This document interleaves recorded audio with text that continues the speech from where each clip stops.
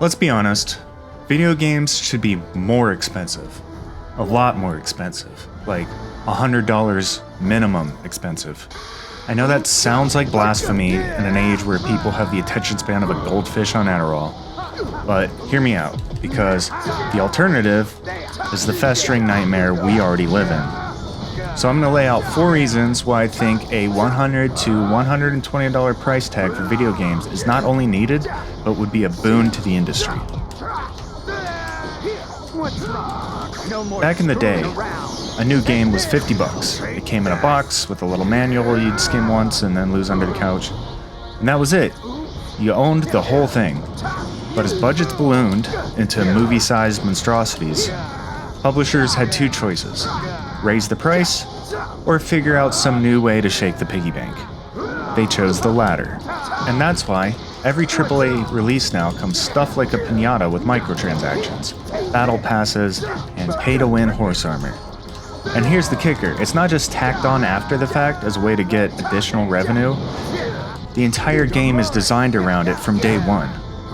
The main priority isn't fun anymore, it's how do we wring every possible dollar out of the player without technically classifying it as fraud?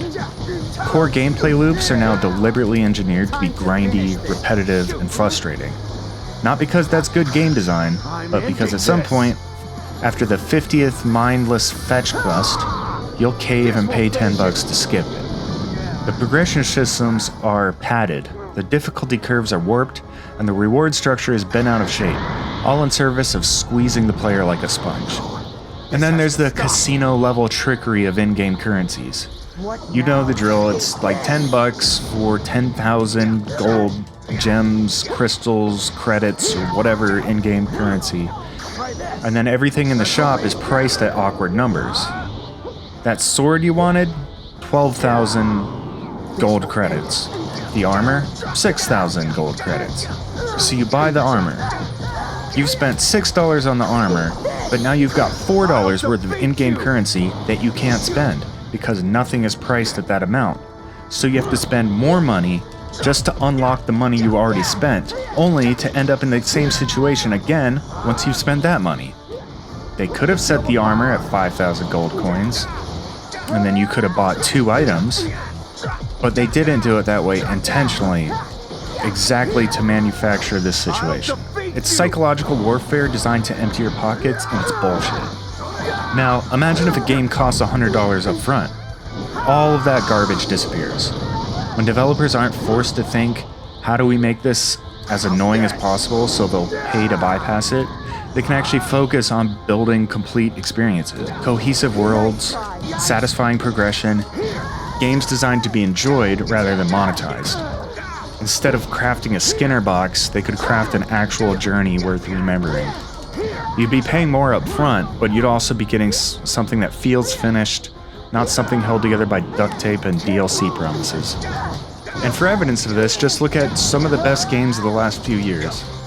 Baldur's Gate 3, Black Myth Wukong, Clair Obscur, Expedition 33, all of them, you pay for the whole game up front, no monetization parasites attached. They were critically acclaimed, commercially successful, and beloved because they were designed to be good games, not money-printing machines disguised as games. Proof that when the incentive structure shifts, the art improves. Remember when you were a kid and you only had like 8 games total? And you played the shit out of those games because you had no other choice. If you wanted to play something else, maybe you'd borrow one from a friend, rent a game for the weekend, or trade cartridges at lunch like you were dealing contraband. That scarcity made games feel precious. Now, everyone has a bloated Steam library the size of a CVS receipt. 100 games you've either barely touched or never booted up at all. It's digital hoarding disguised as choice. If games cost more up front, you'd be forced to actually think before buying one. You'd pick carefully based on what you really like, and then, radical thought, you'd actually play the damn thing. Explore it, master it, squeeze it for everything it's worth. Higher prices means fewer impulse buys and more meaningful experiences. Your wallet would hate you initially, but your attention span would thank you. And my hunch is that your gaming hobby overall would end up costing you less money in the long run.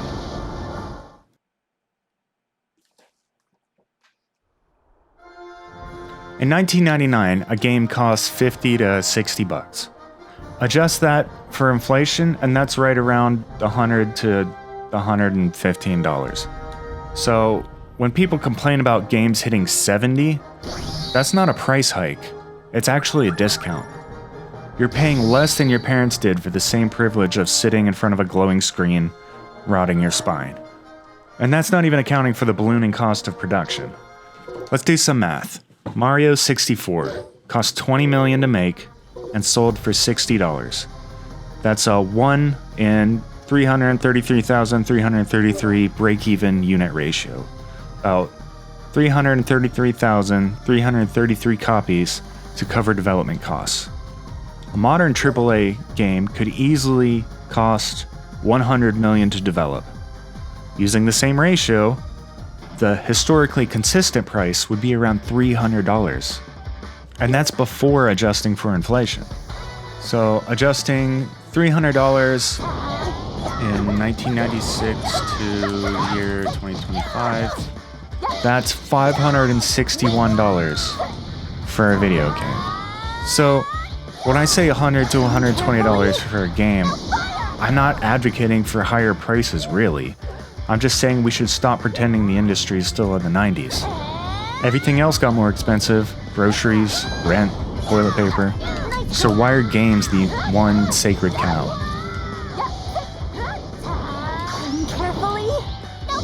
Here's a fun little paradox. Video games are the most profitable entertainment sector on Earth, and yet the industry is collapsing in on itself like a dying star. Every other week, another studio shuts down or lays off half its staff, usually right after releasing a game that sold millions of copies. Developers are crunched into dust and then tossed out like broken tools. Why? Because the current model is unsustainable. It's built on gambling mechanics, endless growth charts, and hope that whales will keep buying loot boxes forever. If games actually cost what they're worth, studios wouldn't need to rely so heavily on tricking players with predatory mechanics. They could take creative risks. Developers might actually have stable jobs instead of a cycle of burnout, layoffs, and LinkedIn pity posts. In short, higher prices could mean fewer soulless crash grabs and more games made by people who actually give a damn. So yeah, $100 for a game sounds painful, but it might be the only way to get gaming back to what it's supposed to be. A complete experience, not a digital casino. You'd play fewer games, but you'd value them more. You'd play fewer games, but not with less time gaming. Developers could make art instead of slot machines. And maybe, just maybe, the industry would stop eating itself alive. Or, we could just keep paying $60 for a broken launch, and then another $60 on skins, and then another $30 for the privilege of skipping the grind, and another $20 for a couple extra playable characters, until we're all broke and miserable. But hey, at least your Steam library will look impressive at your funeral. So that's just a thought I had that I decided to write down. I'm not even 100% sure that I'm committed to it, to believing it. Let me know if you disagree, if there's something I haven't thought of, if there's a point that I'm missing. But I don't know, I just kind of feel like I would rather pay more money than deal with the icky predatory monetization practices. I'd rather just pay more upfront. So just made a quick, low effort video about it. So how about drop a like if you agreed, drop a dislike if you disagreed. But if you disagreed, make sure you tell me why in the comments. Otherwise, I won't know why you disagreed. Okay, that's that. Bye.